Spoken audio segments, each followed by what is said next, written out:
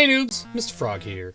Lately on this channel, we've been seeing some really great games like Sukebeblux and Orc Massage. Today, however, I thought we'd take a look at something a bit different. Today, we are taking a look at Fall Girls, a new puzzle platform game created by Squid Developer. Unlike some other games on Steam, this game will require no patches before playing. You can get straight into the game right after installing. The game opens by taking you straight to the main menu.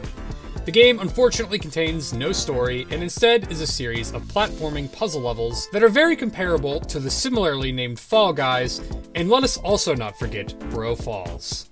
Now, not that I'm expecting a story or anything from a game like this, but I do usually appreciate the attempt, however poor it may be. Regardless though, once you are ready, you can hit start and select the first level. The first level is a fairly short and simple one and mostly serves as a tutorial for the rest of the game, where you can learn the controls.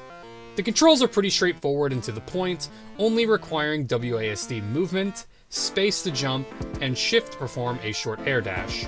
You also need to use your mouse to control the camera as well, so I am sad to say that this game does not have one-hand playable controls.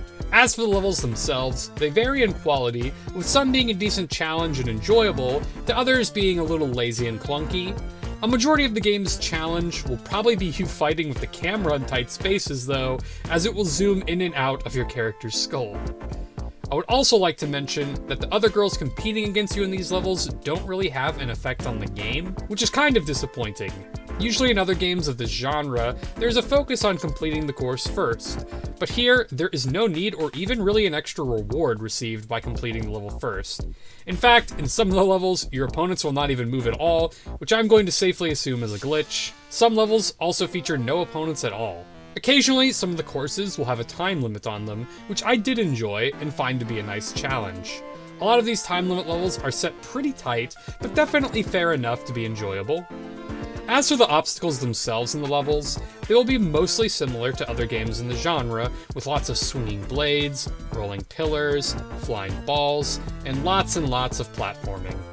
As mentioned earlier, a lot of the levels are surprisingly made pretty well and have a lot of fun challenges in them. The only major problem I really encountered was that the wind turbines on the platforms level did not boost you enough to properly complete the level.